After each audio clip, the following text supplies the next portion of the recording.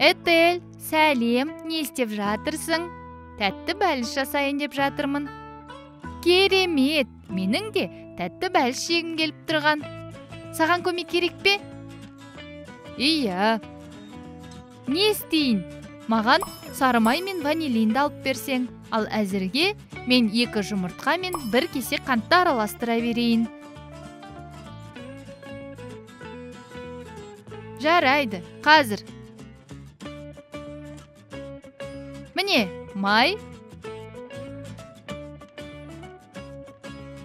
және ванилин. Мына ыдысқа сала бер.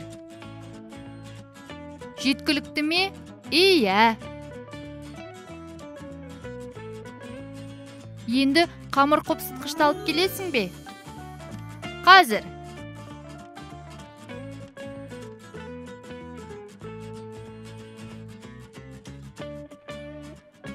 Міне, жарты қасық жетеді.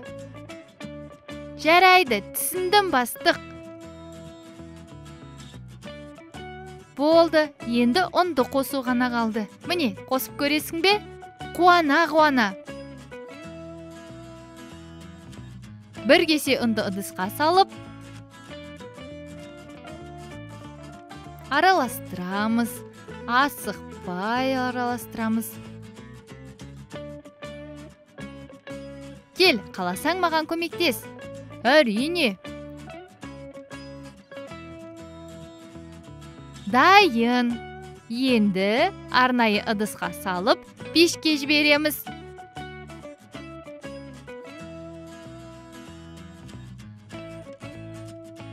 Ал сен пешті қыздырдың ба?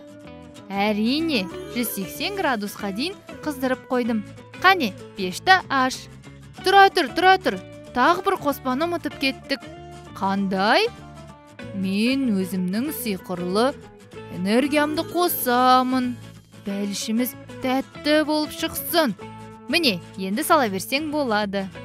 Құп болады сиқыршы Аэлита.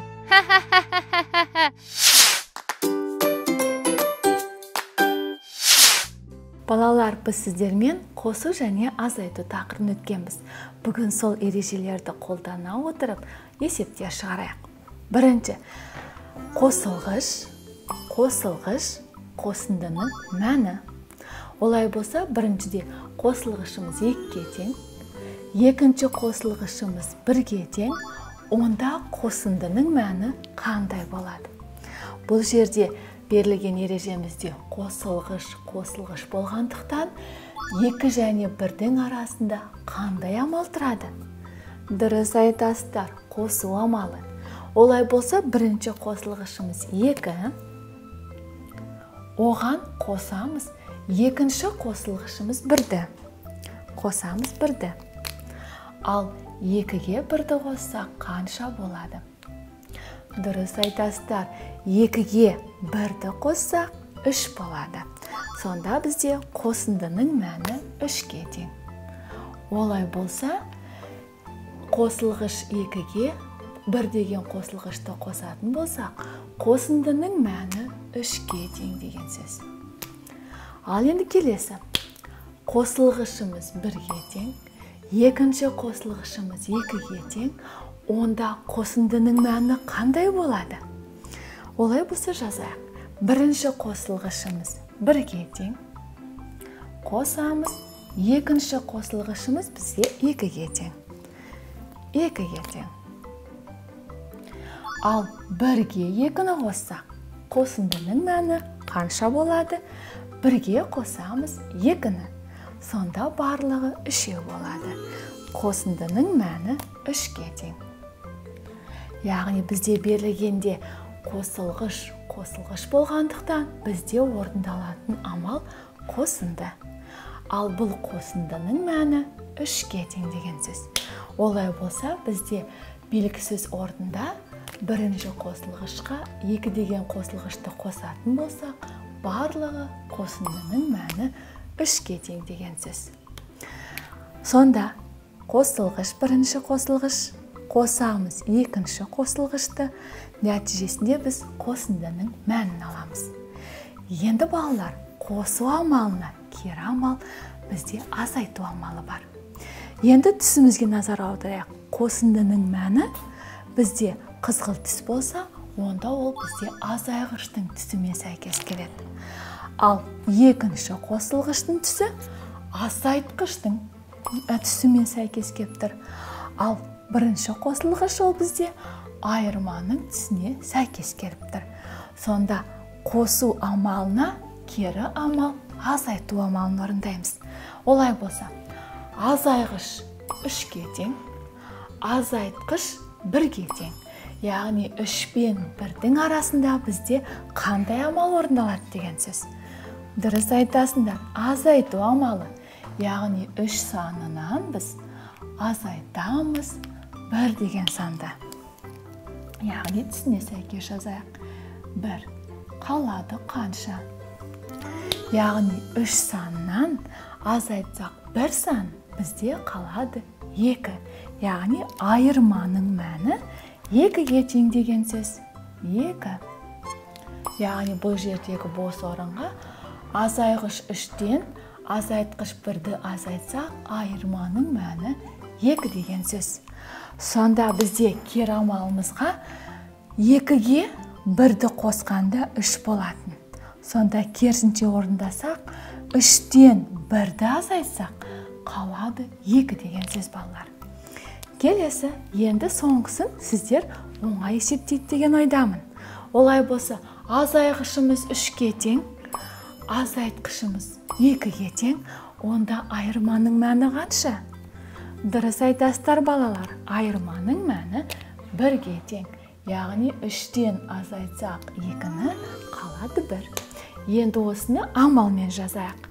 Бізде азайғышымыз 3-ке тең, азайтамыз, азайтқышымыз 2-ге тең. 2-ні азайтамыз. Тең болады. Онда азайғыштан азайтамыз, азайтқышты қалады, айырманың мәні 1-ге тең. Сонда қосындымен салыстырсақ, бізде қосындының қосылғышымыз 1 болған, оған екінші қосылғышымыз 2 болған, қосындының мәні 3 болған.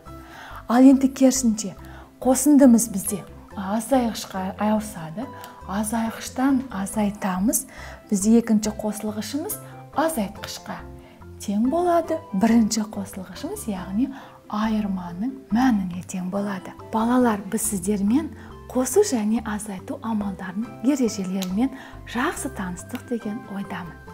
Ал кітаптағы берілген келесі есепте өз беттеріңізбен оңай шығарады деген ойдамын.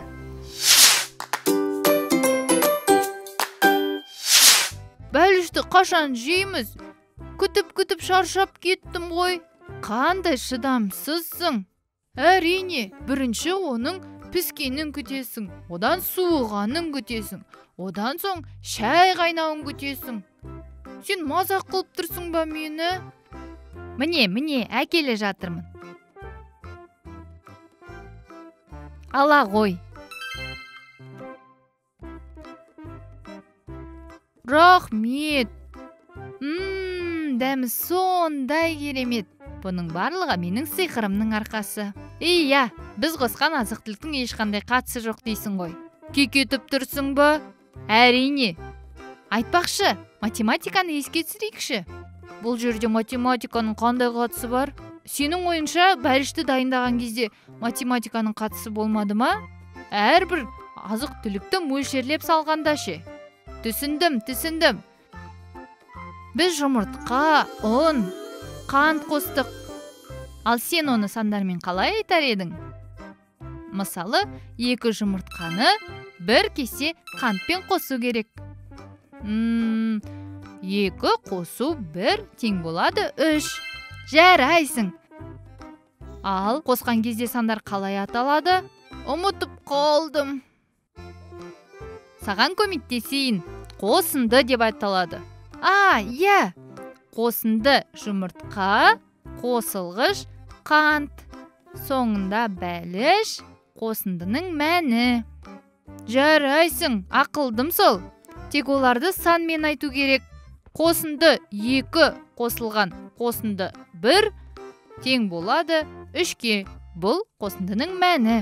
Достар, көрдүңдөрмү, математика ас ийди керек.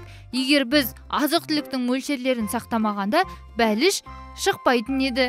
Ал сендер мамаларыңа немесе әжелериңе тәтті бәлиш, тәтті тоқаштар пісіруге көмектестіңдер ме? Сау болыңдар!